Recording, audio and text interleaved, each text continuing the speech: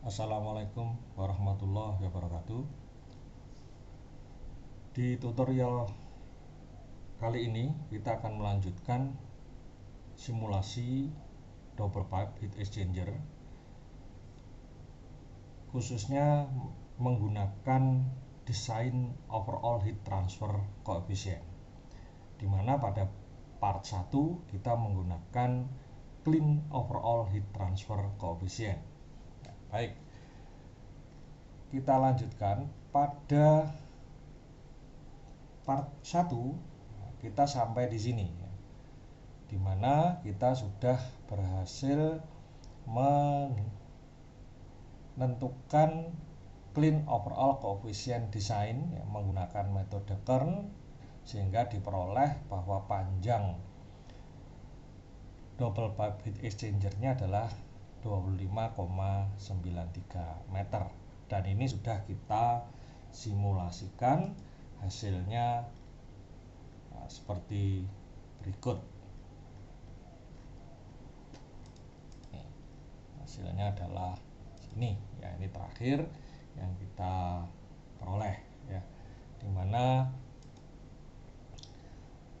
kalau menggunakan clean overall design kita memperoleh hasil yang sangat bagus, dimana menggunakan metode Kern suhunya adalah 100 derajat untuk di anulus, dan untuk di pipa keluarnya adalah 120, sedangkan hasil menurut CFD ya menggunakan panjang 25 meter diperoleh 97,7 derajat Fahrenheit, sedangkan untuk yang di pipa diperoleh 121 derajat Fahrenheit. Jadi perbedaannya sekitar 1-2% ya. Sedangkan untuk ini panas yang dipertukarkan ya adalah berbeda sebesar 3%.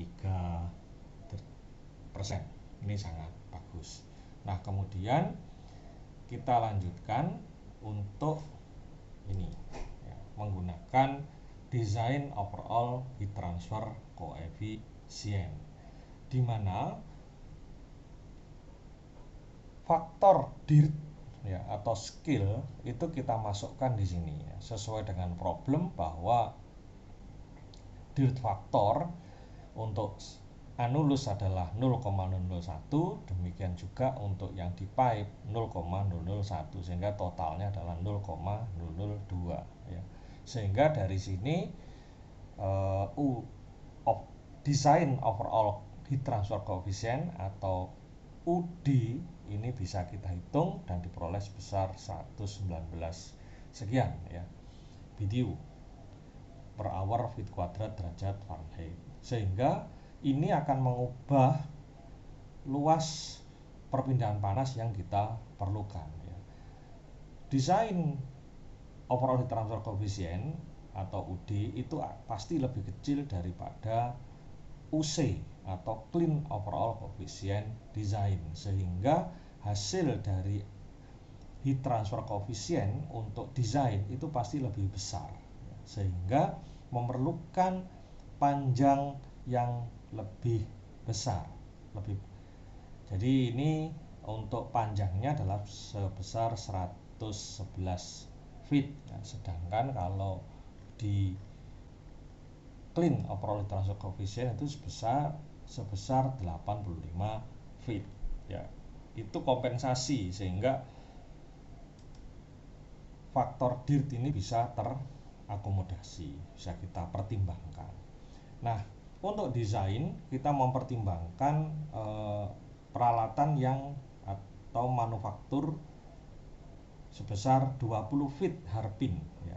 Nah, sehingga kita kalau 111 maka kita memerlukan kurang lebih 20 feet harpin in series atau sekitar 120 feet. Nah, ini sebesar 36,576 meter ya. Nah, ini yang akan kita pergunakan untuk memodifikasi geometri meshing dan simulasi CFD yang baru, di mana kita sudah mempertimbangkan desain overall heat transfer coefficient ya. Berikut juga nanti kita akan tentukan pressure dropnya ya.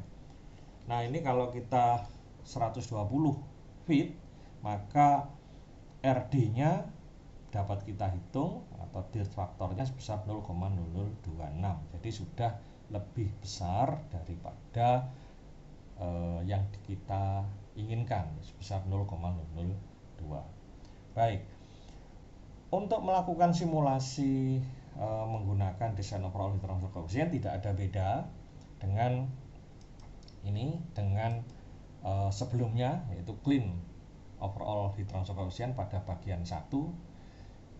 Yang kita ubah cuma di bagian ini saja ya. Jadi kita buka desain modeler yang sudah kita buat sebelumnya di part 1, kemudian kita modifikasi silinder 1, silinder 2, silinder 3 dan box 1, di mana ini ya, panjangnya ini kita ubah menjadi 36,576 ya.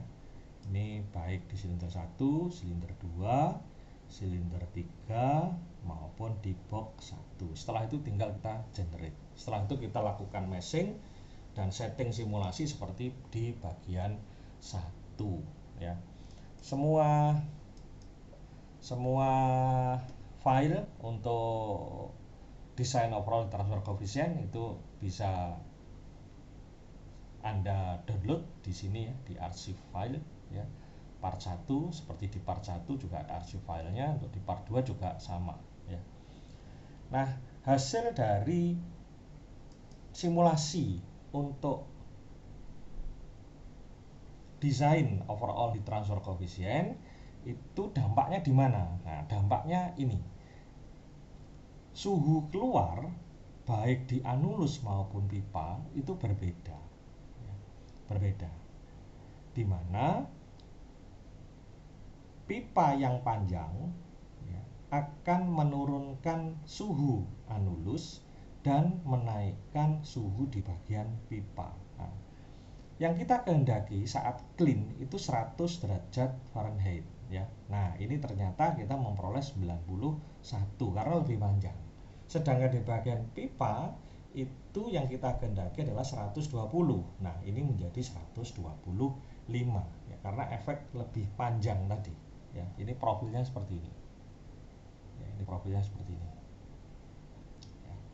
Ini kalau kita cek di bagian wall Y plusnya ini masih memenuhi ya, tidak antara 30 sampai 300 ya, tidak ada masalah. Kemudian pressure dropnya, nah ini untuk yang desain overall transfer coefficient, di mana pipa yang kita pergunakan ya, baik di anulus maupun pipanya itu adalah smooth. Jadi kalau di grafik fanning ya, atau friction factor itu yang smooth ya. Nah, di fluent itu ditandai dengan setting di bagian wall roughness.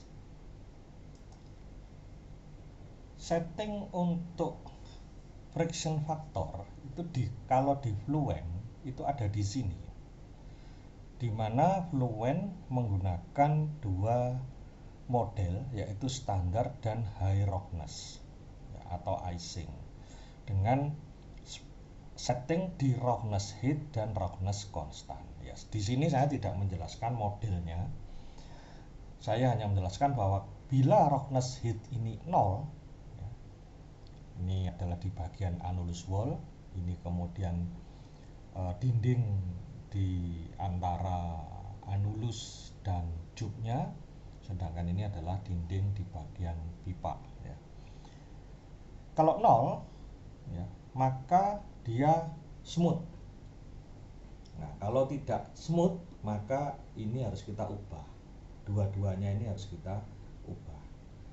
Ya, ini cara men-setting friction factor ya, koefisien di fluent. Nah, untuk simulasi kali ini kita menggunakan smooth terlebih dulu, di mana roughness heat-nya ini 0. Kalau roughness-nya ini 0, maka roughness constant ini tidak akan berpengaruh ya. Ini 0. jadi seperti smooth ya. Oke, nah hasil yang kita peroleh adalah seperti berikut ya, dimana pressure dropnya, nah ini karena kita menggunakan boundary condition di bagian outlet adalah pressure outlet dan di setting 0, maka tekanan di anulus, tekanan di bagian inlet itu adalah pressure dropnya, karena tekanan anulus dan di pipa ya, inlet anulus dan inlet pipa dikurangi dengan 0 maka sama dengan pressure drop, sehingga tekanan di bagian inlet itu adalah pressure dropnya. Nah ini diperoleh untuk kalau kita menganggap bagian anulus dan bagian pipa itu smooth, maka diperoleh sekian ya. Nah ini nanti bisa kita bandingkan dengan pressure drop menurut Kern ya. Nah kemudian coba kita lihat di sini, kita lihat untuk bagian pressure drop. Nah di metode Kern friction factor ini bukan untuk pipa smooth ya. Karena di sini Kern, di dalam metode Kern itu yang dipergunakan adalah BWG ya. Pipanya adalah berjenis BWG. Nah itu lebih kasar daripada smooth ya, pipe. Nah sehingga friction faktornya itu persamaannya adalah sebagai berikut. Nah kemudian ini dihitung untuk mempertimbangkan berapakah pressure dropnya. Nah menurut Kern pressure dropnya untuk di bagian anulus adalah sebesar 9,3 PSI ya, masih di bawah ketentuan yaitu 10 PSI, sedangkan di bagian pipa itu adalah 3,2 PSI. Ini kalau kita konversi ke Pascal ini 64.000, sekitar 64.000, sedangkan ini sekitar 22.000. Kalau kita menggunakan setting di CFD itu smooth, maka diperoleh pressure dropnya adalah sekitar 18 Pascal, sedangkan untuk yang di bagian anulus sebesar 60 Pascal ya. Nah ini ada perbedaan ya, jelas ada perbedaan karena asumsi kita adalah menggunakan pipa smooth ya, sedangkan di metode Kern pipanya tidak smooth. Cuman kita tidak bisa men-setting friction factor ini itu di fluid. Nah karena fluid menggunakan roughness heat dan roughness factor, roughness constant ya.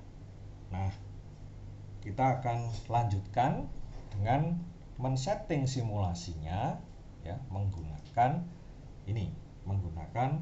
roughness heat dan roughness constant. Ini adalah file yang sudah saya persiapkan, jadi ada clean ya, ada clean, kemudian ada desain smooth, kemudian ada desain yang menggunakan roughness heat dan roughness constant. Ini kita buka yang roughness constant dan roughness heat ya, kita masukkan. Setting roughness heat dan roughness constant untuk pipa bertipe BWG atau Birmingham Wire Gauge ya, BWG itu berapa roughness heatnya ya, dan roughness constantnya berapa. Nah saya mencoba mencari informasi. Nah ini saya temukan di sini. Ini mungkin bisa jadi petunjuk ya, di sini ya, di ANSYS Innovation Space ya, di sini. Nah ini hasilnya. Nah ini equivalent roughness ya, heatnya. Nah ini untuk bright steel, nah, kira-kira 0,05 mm. Nah 0,0 ini perkiraan saya ya, mungkin bisa jadi tidak sekian angkanya ya, karena kita juga tidak tahu berapakah roughness heatnya menurut data dari pipa yang kita pergunakan. 0,05 mm. Nah, ini kita settingnya di sini. Kita setting saja di sini. Kita konversi ke meter ya, menjadi meter. Nah, sudah kita apply dan kita lanjutkan simulasinya. Ya. Hasil yang diperoleh adalah sebagai berikut.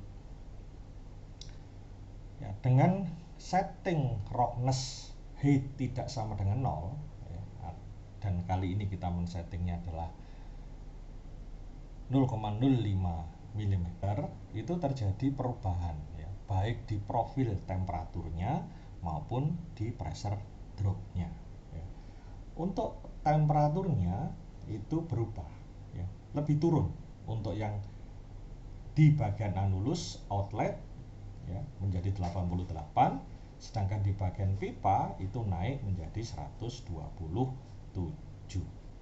Jadi efek dari roughness height itu akan mempengaruhi baik di temperatur keluar maupun di pressure dropnya.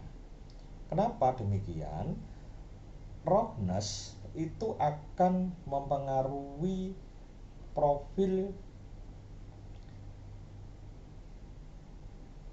aliran fluida di dalam anulus maupun di dalam pipa.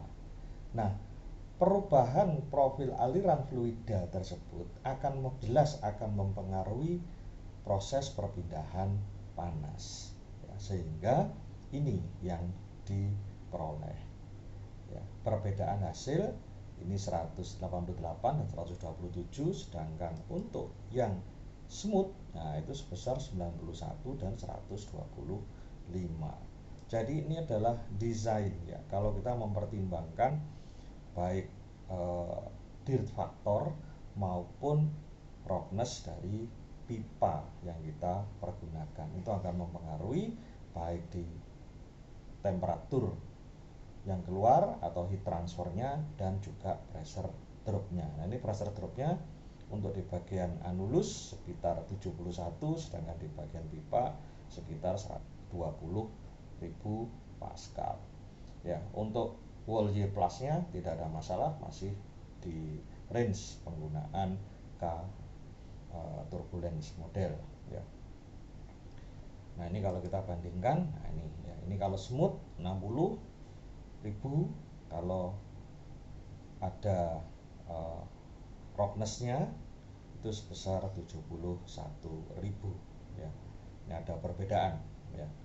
Ada perbedaan ya, tapi tidak besar, kira-kira 10% ini antara 64 dan 71 itu bedanya sekitar 6 ya. Ini berarti sekitar 10%. Nah, sedangkan di sini juga sama, ini 22, ini hasilnya 20 ya, 22.000, ini 20.000, sehingga terjadi perbedaan sekitar 2% ya. Ini 10%, ini 2%. Nah, jadi demikian simulasi di bagian kedua, yaitu menggunakan overall heat transfer coefficient design ya. Dan yang kedua adalah menghitung pressure drop yang baik menggunakan roughness maupun tidak menggunakan roughness atau smooth. Demikian yang dapat saya sampaikan untuk tutorial heat transfer coefficient di double pipe heat exchanger di bagian atau part yang kedua ya. Terima kasih atas perhatiannya.